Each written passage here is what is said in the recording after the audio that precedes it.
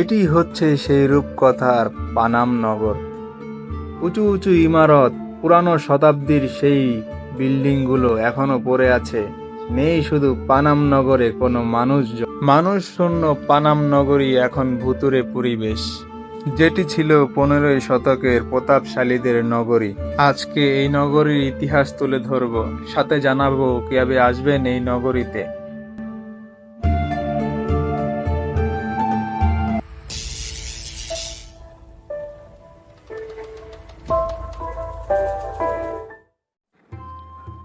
সকালবেলায় বের হয়ে গেলাম, ভোরের সকাল কুয়াশায় ঘেরা। বের হয়ে গেলাম আমার গন্তব্য পানাম নগরীতে। অটোতে চড়ে যাচ্ছি পানাম নগরী। আমি মিরপুর থেকে যাচ্ছিলাম। মিরপুর থেকে গুলিস্তানে নামলাম। গুলিস্তানের মাজারের অপোজিট সাইডে পাবেন পুরনো স্টেডিয়াম। এই স্টেডিয়ামের ঠিক পাশেই আছে স্বদেশ বাসের কাউন্টার। এখানে দোয়েল বাসের কাউন্টারে পেয়ে যাবে।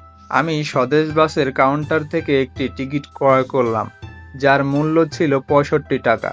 আমি নামবো সোনারগাঁও মোগরাপাড়াতে। ঢাকার ভিতরে যারা থাকেন তারা অবশ্যই গুলিস্তান থেকে গাড়িতে উঠবেন, এতে সুবিধা হবে। মোগরাপাড়া নেমে দেখতে পারবেন সিএনজি আর অটো। জনপ্রতি 20 টাকা করে নিবে যদি বলেন পানাম পুল যাব। এটি হচ্ছে পানাম নগরী যাওয়ার পুল।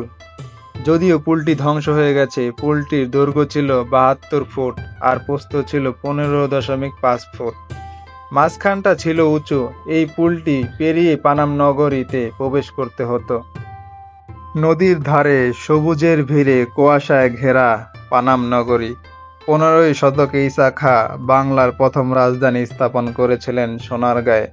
পূর্বে মেঘনা আর পশ্চিমে শীতলক্ষ্যা নদী। এটি হচ্ছে পানাম নগরীর প্রবেশ পথ। পানাম নগরীর বাণিজ্য ছিল পোশাক শিল্প। তারা পোশাক শিল্পের জন্যই বিখ্যাত ছিল।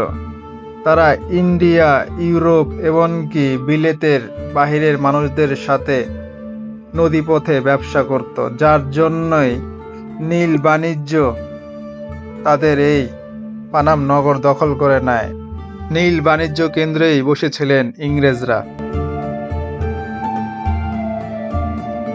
হারিয়ে যাওয়া সেই নগরী পানাম নগর এখনকার সময়ে গুলশান, বনানী আবাসিক হোটেলগুলা বা আবাসিক এরিয়াগুলা যত ধনী লোক থাকে, তখনকার 1700 শতাব্দীর তখনকার মানুষগুলো যখন ধনী ছিল তখনকার পানাম নগর ছিল এইটা। এখানে সব পুরনো 17 শতাব্দীর জিনিসগুলো, মানে এখানে 57টার মতো বাড়ি আছে। তাদের এটা 1700 শতাব্দীর আবাসিক এরিয়া ছিল আর কি। এখনকার বর্তমান ভাষাতে আবাসিক এরিয়া। তখনকার শিল্পপতি এবং প্রভাবশালী ব্যক্তিদেরই পানাম সিটি বা পানাম নগর ছিল। সুলতানি আমলে পানাম ছিল সোনারগাঁওর রাজধানী। শহরটিতে একতলা দোতলা বাড়ি প্রচুর পরিমাণে রয়েছে, যার বেশিরভাগ বাড়ি 19-20 শতাব্দীর। মূলত পানাম ছিল বাংলার শেষ সময়কার ধনী ব্যবসায়ীদের বসতক্ষেত্র।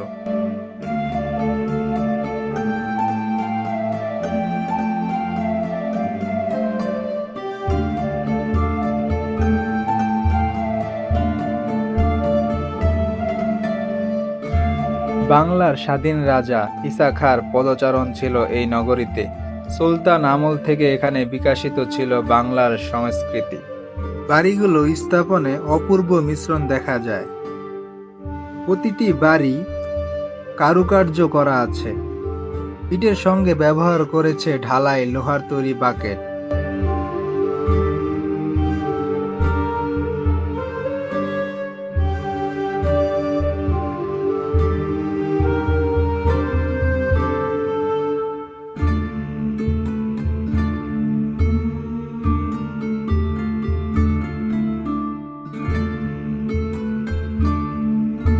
পানাম নগরীর পরিকল্পনাও নিখুঁত ছিল।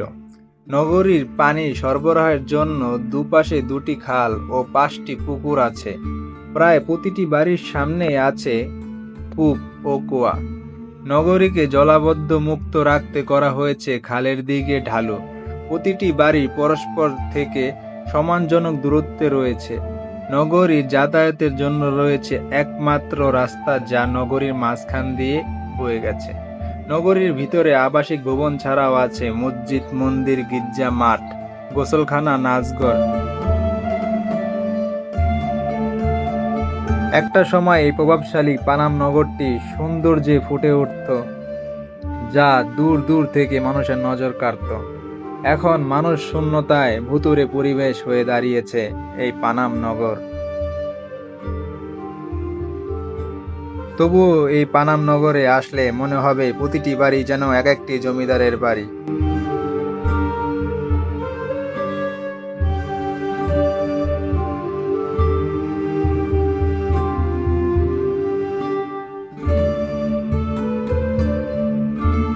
এই নগরটি দেখে আমার মন চাচ্ছিল আমিই না হয় এই নগরে থেকে যাই, বসবাস করি এই নগরে। চোখ জুড়ানো শহর এটি, জোরালো সাথে মন। ছেড়ে যাব নগরটিকে, ভাবতেই খারাপ লাগছে এখন।